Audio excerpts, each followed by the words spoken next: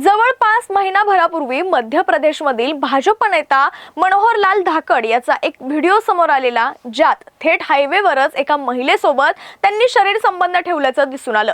त्यानंतर आता उत्तर प्रदेशातील बुलंद शहरमध्ये आणखी एका भाजप नेत्याचा अश्लील व्हिडिओ सोशल मीडियावर व्हायरल होतोय। भाजप नेत्याला स्मशानभूमीत विवाहित महिलेसोबत शरीर संबंध ठेवताना रंगे हात पकडण्यात आले।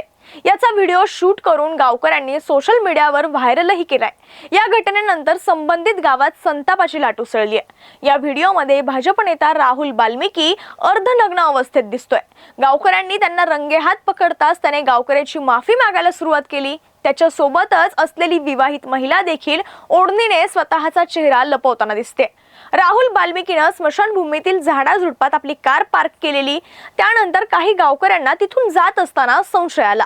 त्यांनी झाडाझुडपात जाऊन पाहिलं तर कारच्या आत संबंधित नेता हा नको त्या अवस्थेत दिसला। गावकऱ्यांनी कारची काच उघडण्यास सांगितलं आणि नंतर त्याचा व्हिडिओ शूट करायला सुरुवात केली। भाजप पक्षाने राहुल बाल्मिकी यांच्यावर अनुसूचित जाती मोर्चाच्या जिल्हा मंत्र्याची जबाबदारी सोपवली आहे। दरम्यान व्हिडिओ समोर आल्यानंतरही स्थानिक पोलिसांनी अद्याप कोणतीच कारवाई केली नाहीये।